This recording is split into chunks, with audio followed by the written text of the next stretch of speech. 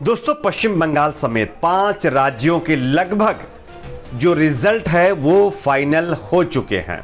तो चलिए हम आपको बताते हैं पश्चिम बंगाल, असम, पुडुचेरी और केरल, तमिलनाडु के अंदर कौन सी पार्टी कितनी सीटों पर आगे चल रही है। सबसे बड़ा जो उलटफेर हुआ है वो हुआ है पश्चिम बंगाल के अंदर, खास करके नंदीग्राम में अभी अभी जो जानकारी मिल रही है वो बीजेपी के लिए ठीक नहीं है। चलिए हम आपको बताते हैं कि सीटों के आंकड़े क्या कहते हैं। सबसे पहले हम केरल की बात करते हैं कि केरल की 140 सीटों में से कौन सी पार्टी कितनी सीटों पर आगे चल रही है।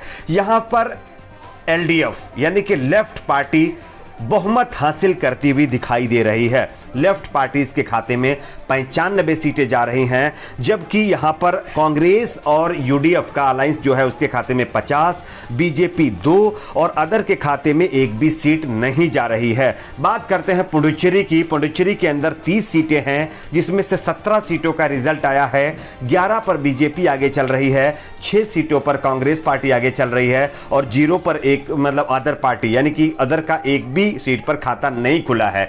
अब हम आपको बताते हैं असम और बंगाल, तमिलनाडु के रिजल्ट के बारे में। उससे पहले एक छोटी सी रिक्वेस्ट करेंगे दोस्तों, अगर आपको भी लगता है कि ये जो काउंटिंग चल रही है इसी तरह से स्पष्ट तरीके से काउंटिंग होनी चाहिए, अगर आप भी ऐसे डिमांड करते हैं तो आप इस वीडियो को लाइक करके चैनल को सब्सक्राइब जरूर कर लीजिए।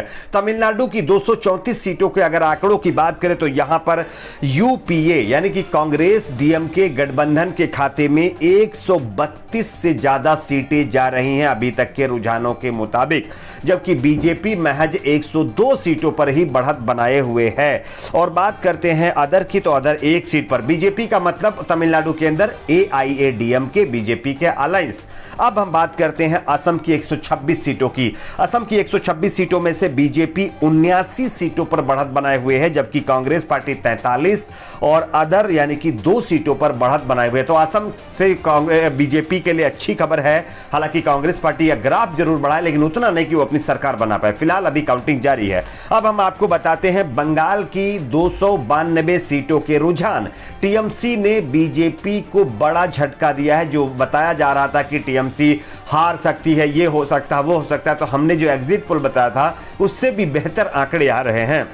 अभी तक आए रुझानों के मुताबिक 198 सीटों पर टीएमसी बढ़त बनाए हुए है, जबकि बीजेपी डबल डिजिट में आ गई है 94 सीटों के साथ। कांग्रेस पार्टी 5 और अदर के खाते में 0 यानी कि 198 टीएमसी, बीजेपी 94 और 5 सीटों पर कांग्रेस, अदर 0। ये पश्चिम बंगाल की सीटों का आंकड़ा है। अब बात करते हैं नंदीग्राम की सीट का। नंदीग्राम में अभी तक आप सभी को पता होगा शुभेंदु अधिकारी आगे चल रहे थे, लेकिन अब जैसे जैसे काउंटिंग बढ़ रही वैसे वैसे ये आंकड़ा कम होता जा रहा है। अब शुभेंदु अधिकारी जो 8000 सीट वोटों से लीड ले रखा था वो कम होकर के महज 3000 बचा है। साथ ही साथ बताया जा रहा है कि बाबुल सुप्रियो जो कि केंद्रीय मंत्री हैं वो पश्चिम बंगाल में टीएमसी से पीछे हो गए हैं। बाबुल सुप्रियो चुनाव हार रहे हैं। तो ये है नतीजे।